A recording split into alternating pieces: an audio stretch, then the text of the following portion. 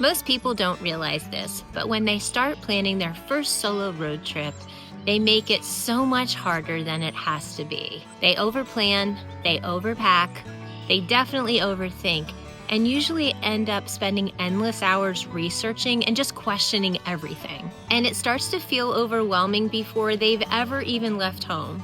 It doesn't have to be that way. In this video, I want to help you simplify all of that and show you what actually matters so that everything feels much simpler and more pleasant right from the start. Hey, I'm Bing from Wonder Bing Travel, and Lexi, my golden, and I have been solo road tripping about 70,000 miles now. And it is my passion to equip and inspire women to seek wonder and freedom on the road as they travel by themselves. And if you would like to do that with confidence, then this video is for you.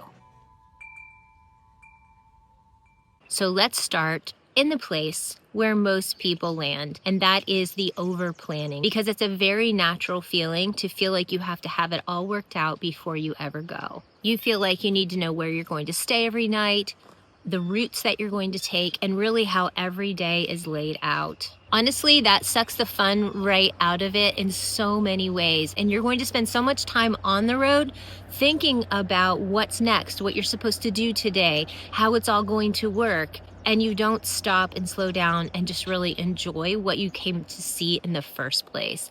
And over planning can really cause so much more stress than wonder, which is really what you should be after and what I want you to experience. While everybody's planning level of comfort is different, I do think that most people overdo it that very first time out. And typically that comes from a place of wanting to have some control over the situation and a little bit of fear of the unknown. And so you want to figure out as much as you can and hold on to that before you go. But I'm telling you, friends, it's going to have the opposite effect in many ways, as I said. So let's move on and look a little bit more in depth at some of the ways that that can happen and what you can do to make it better. So a big over-planning obstacle is over-researching.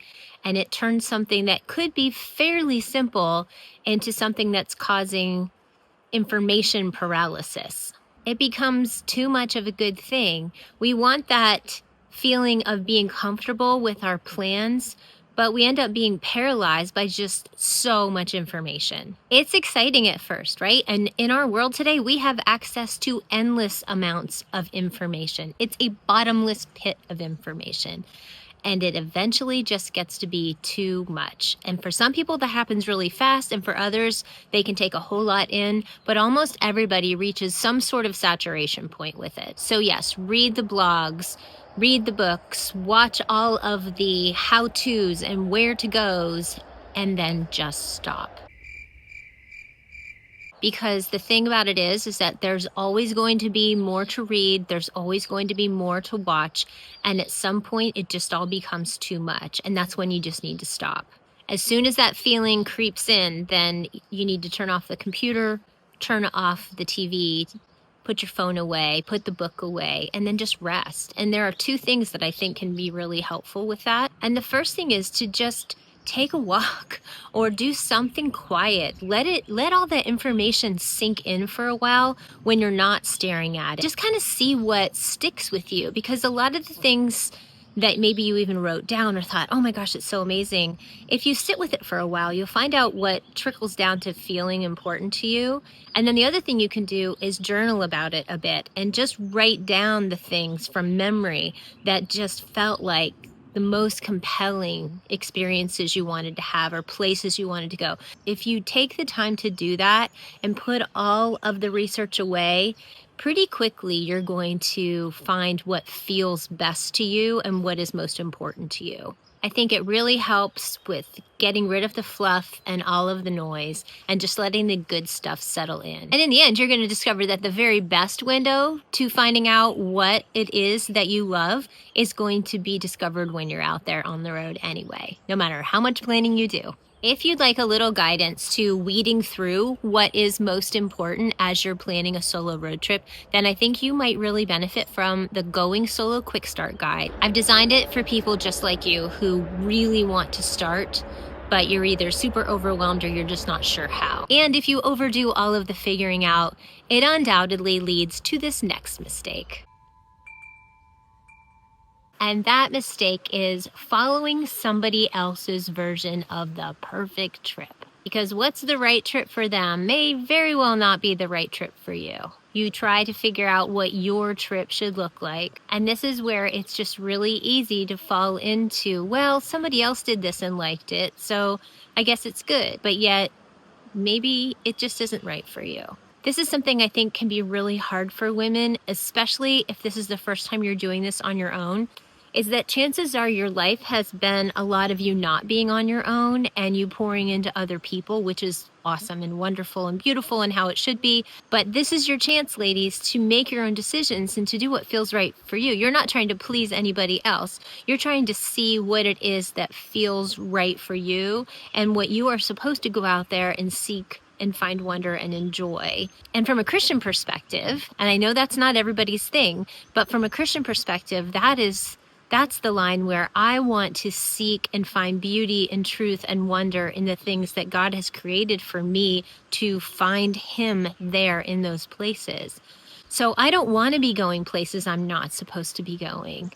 So hopefully that makes some sense to you, because it is really easy to fall into the trap of going somewhere because somebody said, oh, this is just going to be perfect for you. And maybe it's about something like camping. But if that's not your thing, don't do it because somebody else thinks you should. And for some of you, you're like, yeah, no kidding. But I think there are lots of people, and I was one of these people who needed to hear that I'm just doing this part for myself, and I'm not trying to please other people with my choices here. So if you love the beach, go to the beach. If you love to hike, then by all means, you should have hiking every day of your trip. Just seek and find the things that feel most meaningful to you. And there will be so many surprises along the way. But I think if we put ourselves at least in proximity in places where we know that this fits our unique brand of adventure and travel, then the rest is going to take care of itself once you get there. But you're already halfway there that way. So instead of trying to plan somebody else's version of your perfect trip, figure out what works for you. And if all of this feels overwhelming, then this is where I think my book, There's Wonder Around the Bend, it's an inspiring guide to solo road tripping. This is where I can absolutely help you. It is devoted and written for women like you who want very much to do the thing, to take the solo trip, but really need help with all of the how-to portions. The first half of the book is inspiring to help you get going. The second half of the book is all the checklists and how-tos and everything from budgeting to navigation to taking your dog if that's your thing. So I'll put the link below, check it out. Let's move on and let's say that now you have a good handle on the right trip for you. But the next danger is getting lost in all the details. Where you're staying, how long each day should be, how you get from place to place. Should you book every single night in some place before you ever leave home? These are the questions that plague women. I'm on lots of forums, plus my own business, where these are the questions that come up over and over and over again. So let me give you a hand here, because it can feel like there must be a right way to do this. And I'm sorry, this may be a little disappointing, but there isn't that one right way. There isn't the checklist to doing the perfect solo road trip planning. There are actually infinite ways to make this work. But you don't need the perfect plan. You don't need the perfect route. You don't need the perfect timing. You don't even have to have every night figured out before you leave.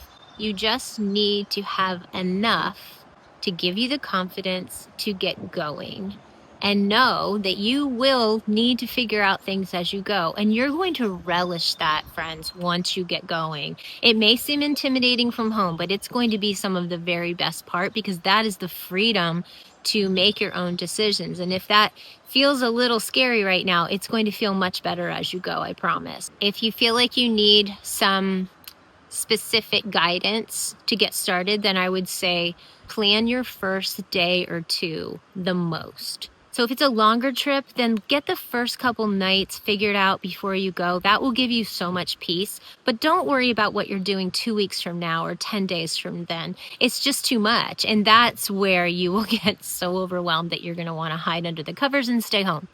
And if you're taking a weekend trip, then by all means, have your reservations in place. But don't plan the nitty-gritty minutia of everything that you're doing. You have to leave space to breathe and space for freedom and wonder, because that's really what's at the heart of a solo road trip, and that is the stuff that you're going to remember forever. It's not going to be all of the stress of the planning and the minutia of as you're trying to get ready to go. I promise. Okay, friends, let's talk about safety as a mistake. Well, safety, of course, in and of itself is not a mistake. Safety is a super important part of traveling on your own, especially as a woman.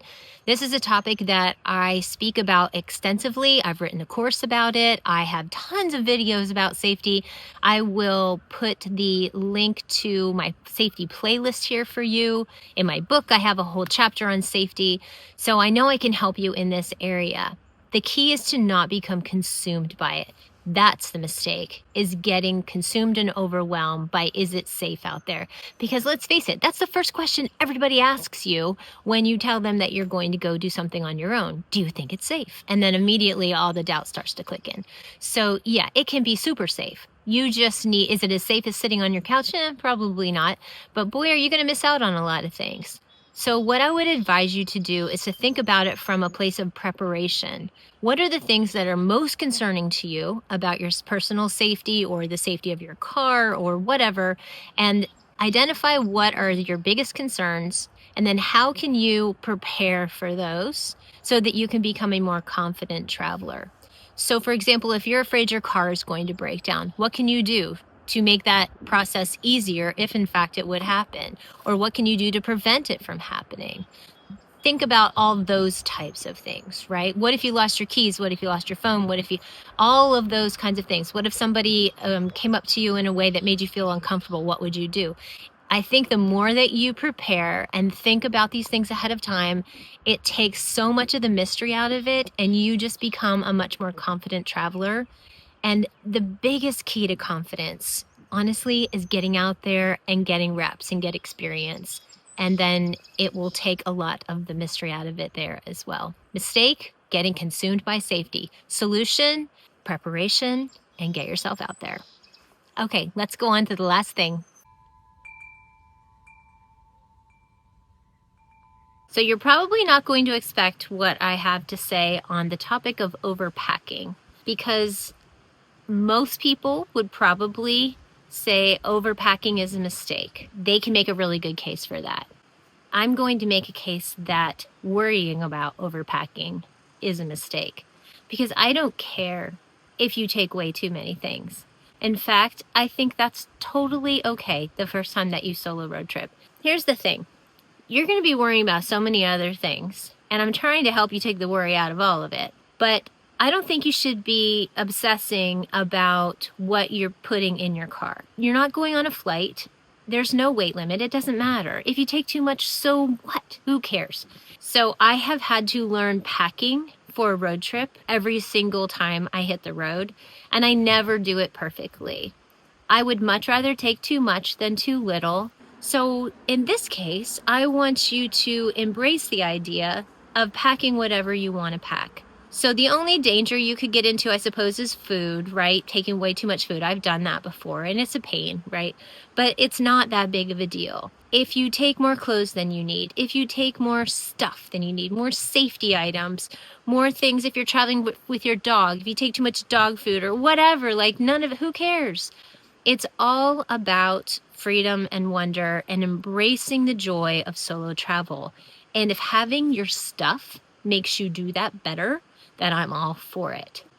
And there are things that I would never travel without, even though they take up a good bit of space. I'm never leaving without my Tempur-Pedic pillow. I don't care how big and heavy and space it takes up. That car is always going to have a Tempur-Pedic pillow, a really fantastic cooler, my front seat organizer, and a whole bunch of other things that are important to me. So I'll put my list of my important to me stuff as a link below if you're interested in any of it. But you're going to figure this out for yourself. And I want you to feel the freedom to pack whatever the heck you want.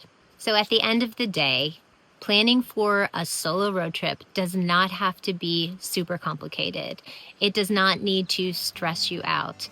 In fact, anything that starts with the word over is probably where you're getting into dangerous territory. So don't overthink, don't overplan. Overpack if you want to, though. If you find yourself into the realm of trying to do something perfectly, you're probably in the wrong space and you need to take a step back and relax a little bit, go for a walk, just walk away from it all and then come back to it when you have a better peace of mind about it. Because it should be wonderful. It should be amazing.